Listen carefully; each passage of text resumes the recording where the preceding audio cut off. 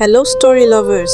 Welcome to Nana's Fairy Tales, where we share amazing and interesting stories. Don't forget to subscribe to our channel and turn on the notification bell to get notified when we upload another enchanting tale. Ugo knew that she has found a friend and a confidant who would make the burden lighter.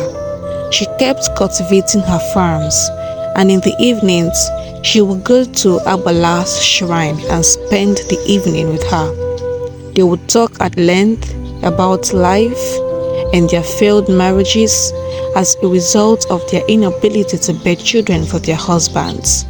They would laugh and play. In each other they found peace and solace. At that time, Ugo became one of the most prominent farmers in the village, after Moye, the greatest yam lord, as they likely call him, was Ugo. Nobody was talking about it until harvest period. Ugo would always bring her seedlings to Okike for blessings. She and her friend Agbala would pour drinks to the gods and pray for abundant harvest. When the harvest season came, Ugo set up a barn in her husband's compound, the portion she was given to build her hut. She set up her barn there and employed laborers to harvest her yams and take them to the barn. The men she employed took days to harvest the yams, and as her husband and his people looked on in amazement, the wide barn that Ugo built couldn't contain her yams. Ugo ran to her friend Agbala and they poured drinks to the gods for such great harvest. But after a while, as they were drinking and chatting and having fun, Agbala's mood suddenly changed and she said, "Ugo Nwaanyi, as you go home today, you'll be faced with tragedy, but don't weep like a hopeless person. It would be a step further into your beautiful destiny." Ugo didn't understand what Agbala was saying. Neither did Agbala even understood herself. She was forced by the gods to say what she said, and she couldn't figure it out. They continued their drinking, and Ugo went home.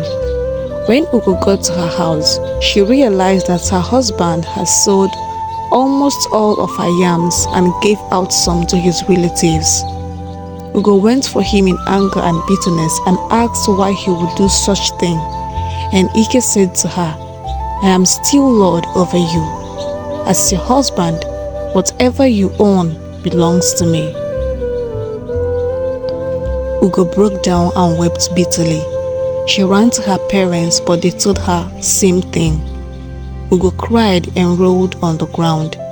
Her sweat and toil has been claimed by another person, all in the name of marriage. Marriage that doesn't even give her happiness, she thought to herself. Ugo knew at that moment that there was nothing she could do, and that was the last straw that broke the camel's back. And this was the third beginning. Ugo told her parents that she wants to break away from the marriage, that it has turned to bondage and slavery. They warned her against it, but she paid deaf ears. She went home, picked all of her things from Ike's house and went back to her father's house. Her sisters heard of it and came to visit her. They held her and cried. They felt bad for this poor soul, but there's nothing they could do. They can't fight tradition. Their heart was all bitter against everyone and everything. Ugo's father contacted Ike and his kinsmen that they should come and take a refund of her daughter's bride price that they paid. Ike for a moment became remorseful. He had a flashback of how his life with Ugo began. He felt bad for how things turned out between them. He wanted to see her, but he's the least person Ugo wanted to see. Ugo told him that a thing like her would never be found in his life. Ugo harvested her vegetables and sold them throughout the harvest season as she awaits a new planting season. She made enough money and was buying seedlings, waiting for the next planting season. She goes to her only friend Agbala and lays down her burden. Agbala will look at her and say, "You'll be fine, my friend. One day, your own children will surround your table, tons and tons of them. They will call you Mama Nuku, and you will call them sons. Your table is surrounded by children." Ugo would heave a sigh of relief and find solace in those words. The next planting season came, and Ugo, as usual, took her seedlings to Okike and performed the ritual for plenteous harvest and increase. She borrowed most of her father's abandoned farms and most of her uncle's and began planting again. She hired laborers and made them work on her farm. She cooked for her laborers and paid them. Ugo hired laborers to weed the farm when the time came and to add stocks to them. The crops were growing healthily. Ugo kept praying to Okike for plenteous harvest and increase. When the harvest time came, the sizes of yams gotten from those lands has never been seen anywhere in the whole community and beyond. Ugo built 3 times the size of her previous barn, but it still couldn't contain the yams.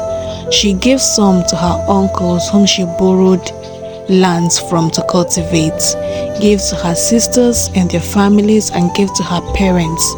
She gave to Agbala, bought drinks and cola for Okike, and came and performed the Thanksgiving ritual. Agbala was so happy for her friend. She said to her, "Your sunny days are nearer." And Ugo said,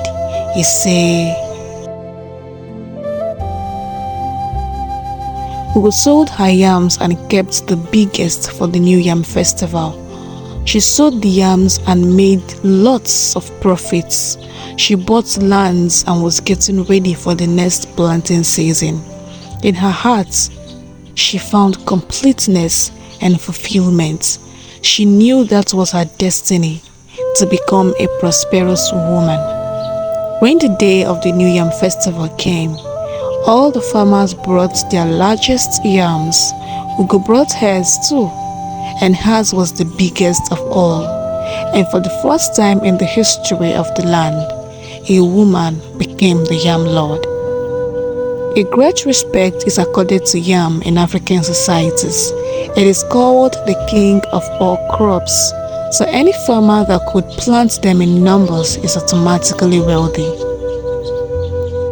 But the community say that Ugo can't wear the crown of the Yam Lord as she is a woman and unmarried. Ugo actually expected that. She went to her friend Agbala, and this time, instead of crying, she asked questions. She asked Agbala, "What really makes a man?" And Agbala replied, "A man must have a wife or wives and blessed with tons of children. And there is a tradition in our land that permits a woman to find a wife for herself that would bear her children." Immediately, Ugo knew she had found her answers. She focused on becoming a highly prosperous woman first. The wives and children would come later. Ugo increased her farming budget and made a deal with her employees. They work on her farm. She feeds them but don't pay them. But when the time of harvest comes, she will give them a share of the produce. Most of the employees liked the idea, for they knew Ugo to be a great farmer. Season after season, Ugo continued thriving as a farmer. Her story spread far beyond her community. People came to look at her farms and their glory. She prospered as a farmer, bought a land, built a very big house on it, the type that has not been seen in the history of the community. She found some beautiful young maidens in the community, proposed to marry them, and give them a beautiful and comfortable life. It was difficult at first, but eventually it worked. Ugo found her closest male relative, the finest of them all, to get the women pregnant, and any child that comes as a result of the union will be hers traditionally and legally. Ugo's wives had plenty children. Altogether, they had 12 children. Ojugo, her first wife, had 7 children, while Ugeze, her second wife, had 5 children. One day, Ugo met Obianuju, a young maiden, beaten and battered by her husband for her inability to bear him a male child. Ugo took her in, refunded her bride price to her husband, and married her. Ugo told Obianuju not to worry, that she should just feel at home and be happy. Ugo Nwaanyi worked hard and provided more than enough for her wives and children. She built the most comfortable and beautiful house for them, had a compound filled with children, and they called her Mama Nnukwu, which means big mother. She became the biggest and highest supplier of food in her community and beyond. She stores up foods and sells them in and out of season. She made a lot of money. People go to her to borrow money. She bought acres of land and added to hers. She made plans for all her children, both her sons and her daughters.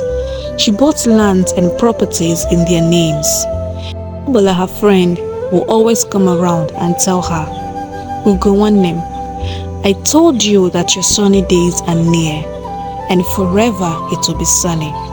She taught her sons and daughters how to cultivate. They were always excited and happy around her.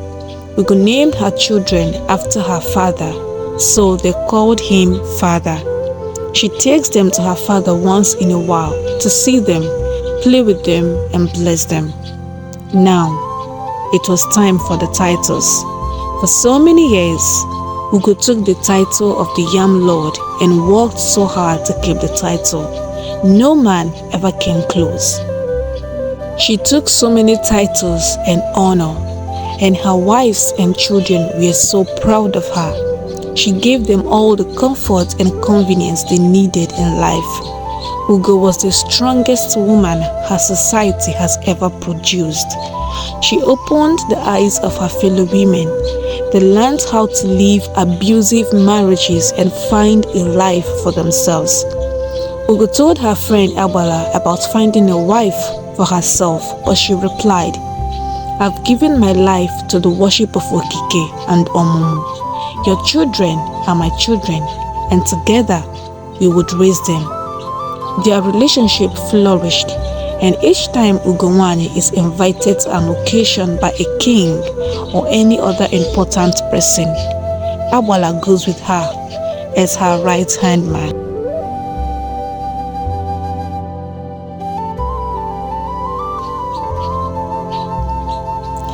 Thank you for listening to this amazing story. Do tell us what you think about the story. And don't forget to subscribe to our channel and turn on the notification bell to get notified when we upload another enchanting tale.